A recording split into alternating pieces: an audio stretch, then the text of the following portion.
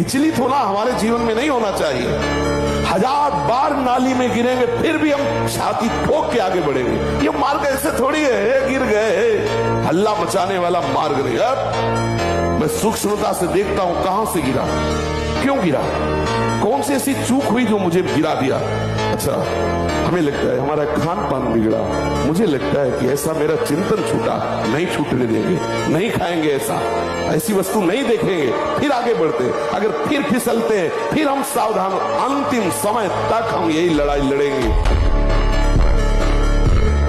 महाराज जी, जब कोई अपमान करे तो कैसे समझें कि कब चुप रहना है, सुनना है और कब जवाब देना है? अगर हमेशा चुप रहे तो लगता है सामने वाला और भी ऐसा करेगा। तो महाराज जी, ऐसी में मर्यादा नहीं, भगवान शंकर कह रहे हैं अगर हम किसी को क्षमा कर देते हैं तो हमारी क्षमा उसके ऊपर सांप से भी ज्यादा दंड देने वाली बन जाएगी। अगर हम चुप हो जाते हैं तो मालिक हिसाब करता है। वो गाली दिया और हम चुप हुए, सुन के चल दिए, तो उसको गाली देने वाले को ऐसा दंड मिलेगा समय पर कि दोबारा किसी को गाली नहीं देगा।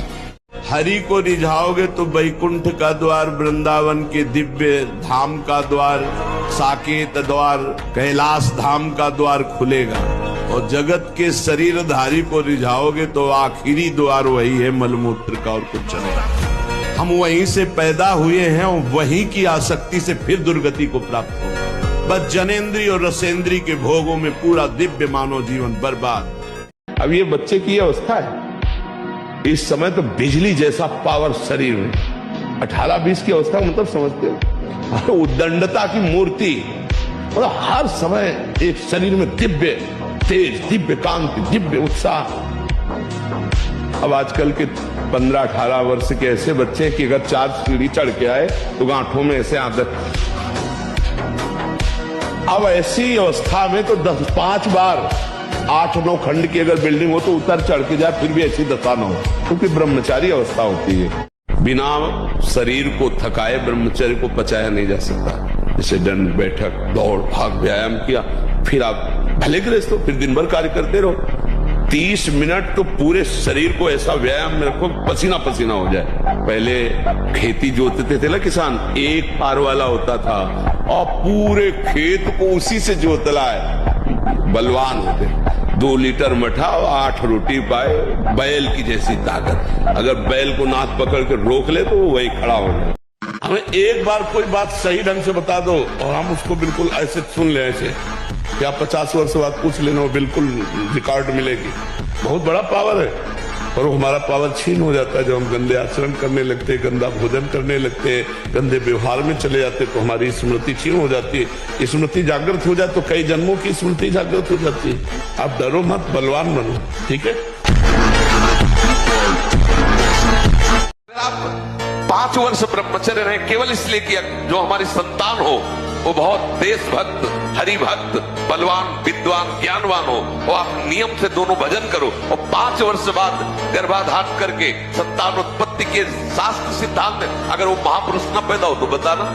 अब ये खान पान ठीक नहीं, आचरण ठीक नहीं, पवित्र नहीं हो। एक किसान भी खेती को सुरक्षित और तैयार करता है तो उसमें अच्छी फसल होती है। तुमने ब्रह्मचर्य को जाना ही नहीं, इधर उधर से हर तरह से भ्रष्ट आचरण, अब वो संतान कैसे हुए? हम देखा गोदी में है चश्मा लगा, भगवान गोदी में है, शुगर है 500।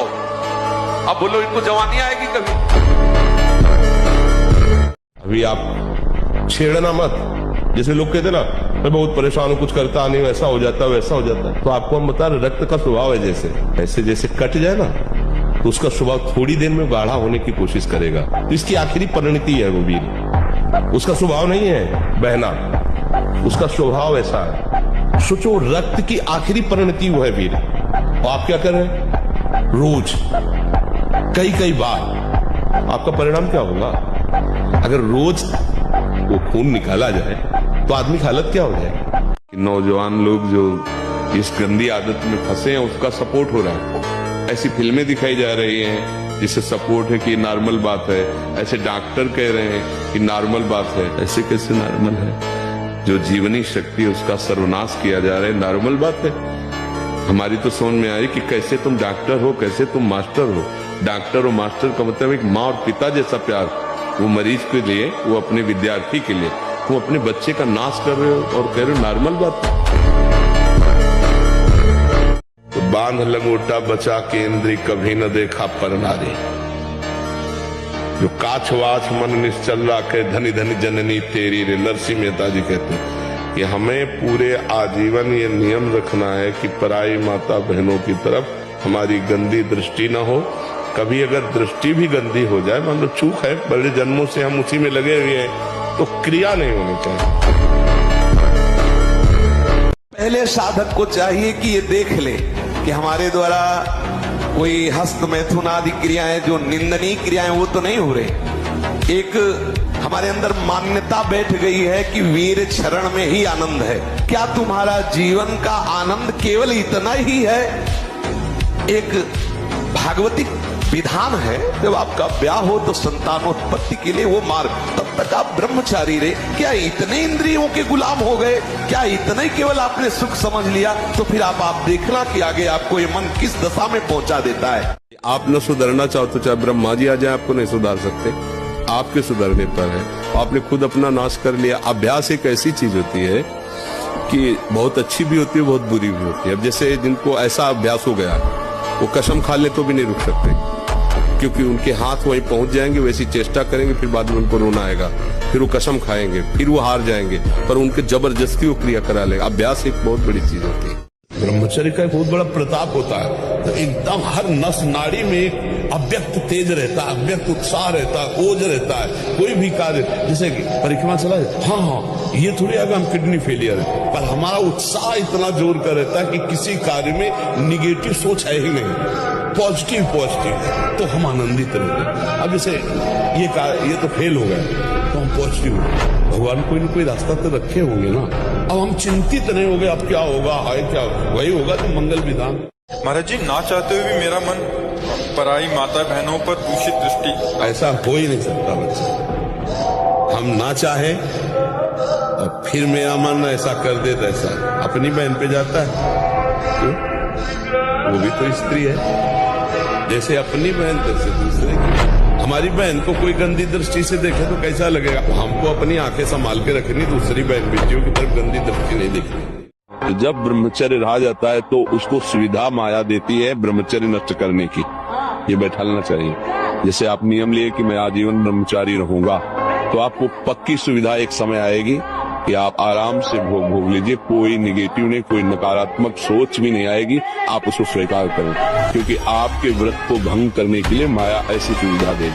ब्रह्मचर्य ही परम तप है, ब्रह्मचर्य ही परम धन है, ब्रह्मचर्य परम एकाग्रता है। एकाग्रता ब्रह्मचर्य से आती है। आंख मूंदो या खुली रखो, अगर ब्रह्मचर्य ठीक, एक शीतलता, एक गंभीरता, और जिधर दृष्टि लगा उधर एकदम चिपक जाएगी जाके। जब ब्रह्मचर्य रहा जाता है तो उसको सुविधा माया देती है ब्रह्मचर्य नष्ट करने की। ये बैठालना चाहिए। जैसे आप नियम लिए कि मैं आजीवन ब्रह्मचारी रहूंगा, तो आपको पक्की सुविधा एक समय आएगी कि आप आराम से भोग लीजिए, कोई निगेटिव नहीं, कोई नकारात्मक सोच भी नहीं आएगी। आप उसको स्वीकार करें, क्योंकि आपके व्रत को भंग करने के लिए माया ऐसी सुविधा देगी। अगर आप 5 वर्ष ब्रह्मचर्य रहे केवल इसलिए कि जो हमारी संतान हो वो बहुत देशभक्त, हरिभक्त, बलवान, विद्वान, ज्ञानवान हो, और आप नियम से दोनों भजन करो, और 5 वर्ष बाद गर्भाधान करके संतान उत्पत्ति के शास्त्र सिद्धांत अगर वो महापुरुष न पैदा हो तो बताना। ये जो लोग कहते हैं ना कि अरे बाबा लोग सब कहते हैं, देख लेना तुम्हारी पुरीखा पानी पा जाएगी, अगर बादाम ज्यादा खाओगे तो लीवर खराब हो जाएगा, देख कुछ दिन बाद देख लेना। ब्रह्मचर्य शरीर में हुआ ना तो आप बैठ भी नहीं सकते चैन से। हनुमान जी को कोई परास्त क्यों नहीं कर पाता था? 2 कारण थे, चरित्र पवित्र और भगवान का चिंतन। हाहाकार मचा दिया, ऐसे जैसे उल्टा नहीं लगाया जाता, ऐसे पकड़ के राक्षसों को मसल देते।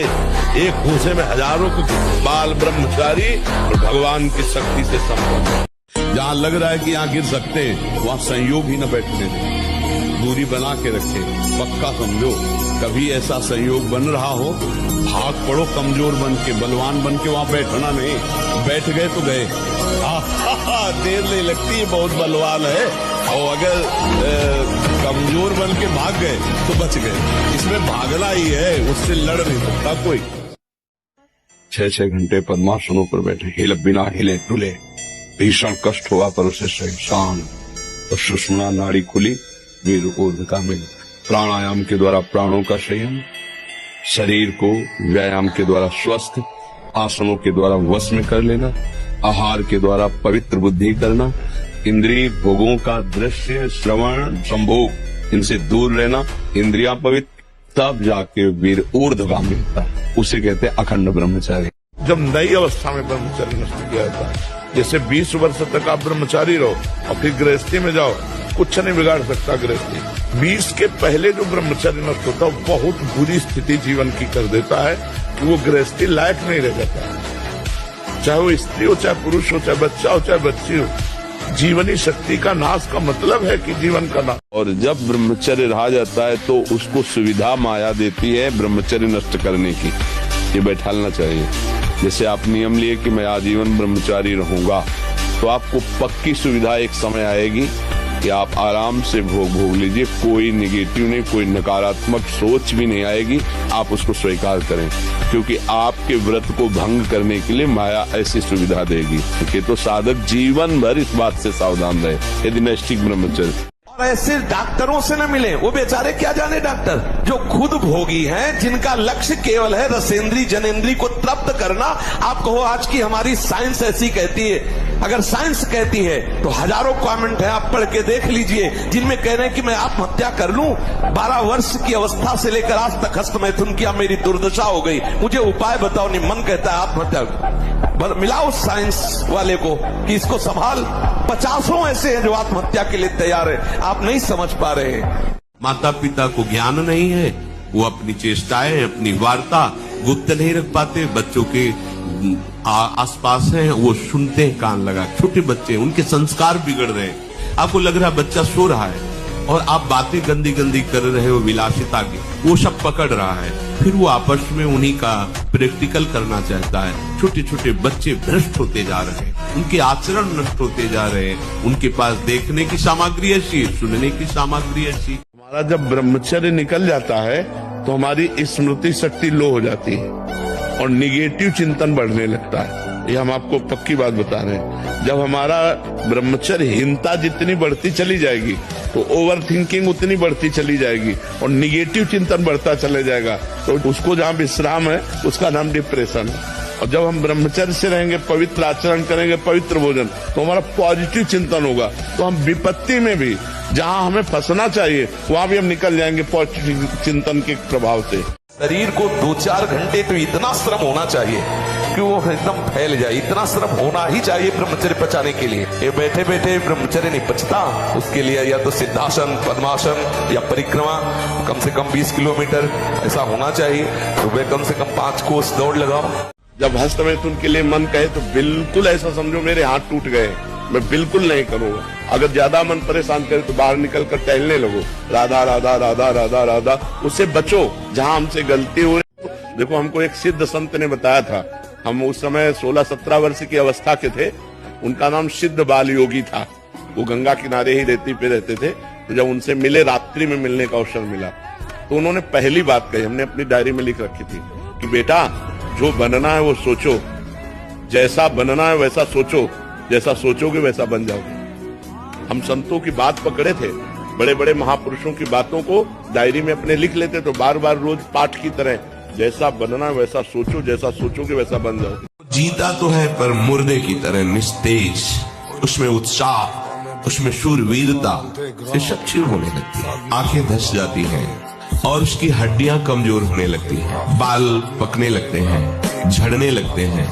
थोड़ा भी परिश्रम या मेहनत करने पर हांफने लगना, थक जाना, दैनिक दिनचर्या बिल्कुल ठीक ना होना, चित्त में बहुत सी कुचिंताएं बढ़ जाना, थोड़ा सा दुख एक पहाड़ जैसा लगना, थोड़ा सा भय ऐसा लगना कि अब क्या होगा।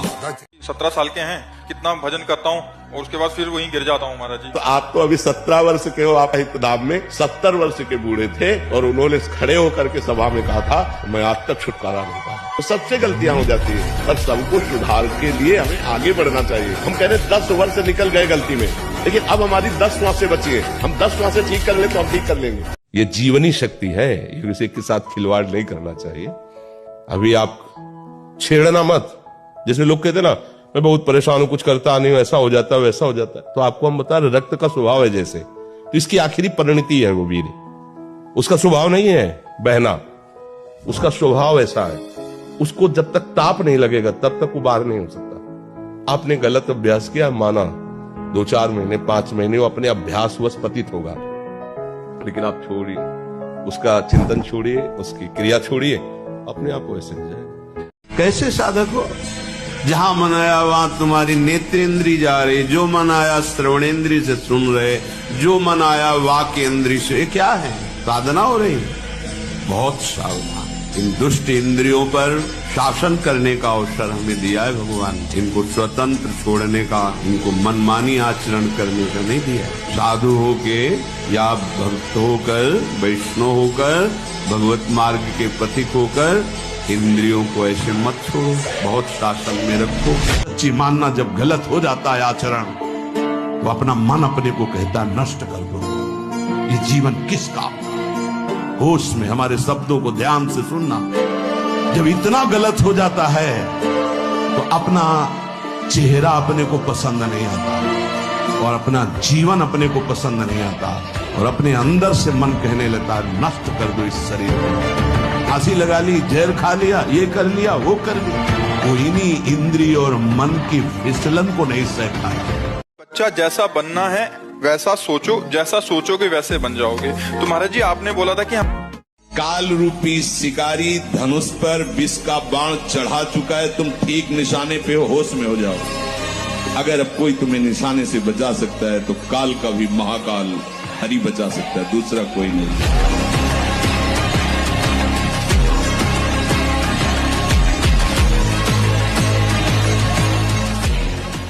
हम नंबर 1 होना चाहते हैं जिस डिपार्टमेंट में, क्योंकि हम नंबर 1 के हैं।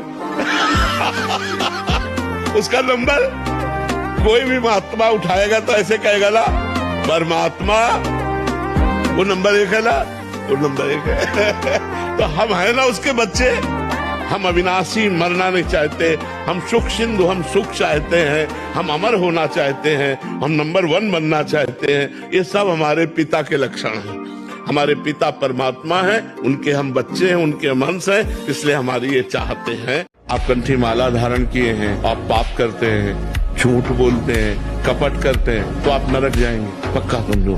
तो अगर हमें कहीं ऐसी जगह है कि हमारी भाई कंठी उतरा ली जाती है, हमें हठ नहीं करना चाहिए। कंठी उतरा लो, राधा राधा थोड़ी बंद कर दोगे। पुलिस ऑफिसर आई थी, उसका लड़का यहीं बैठ के कह रहा था कि मैं इतना हस्तमैथुन करता हूँ दिन में कि अब मैं आत्म करना चाहता हूँ, ये तो माँ मुझे लेके आई है, नहीं तो क्या करना चाहता हूँ। बच्चे कितनी गंदी आदतों में फंसते चले जा रहे हैं। झूठा मुंह मत रखना, शरीर पवित्र रखो और ब्रह्मचर्य रह के देखो। 1 महीने में आपको ऐसा लगेगा आप देवता। 1 महीने में लगने लगेगा, एक मतलब दिव्यता आने लगेगी। महाराज जी जैसे ही राजा जनक जी को 5 मिनट में परमात्मा की प्राप्ति हो गई थी, मैं ऐसा क्या करूं कि मुझे भी श्री जी के दर्शन 5 मिनट में हो जाए? आप राजा जनक नहीं हैं। और हम गुरु अष्टावक्र नहीं है। राजा जनक जैसा शिष्य और अष्टावक्र जैसे गुरु, तो उन्होंने कहा घोड़े की रकाब पे पैर रखते हुए जितनी देर में बैठा जाता है इतने में ब्रह्म बोध करा देंगे। राजा जनक जैसे ज्ञानी, तो न तुम जनक हो ना अष्टावक्र। इसलिए बात यही समाप्त होती है, नाम जप करो।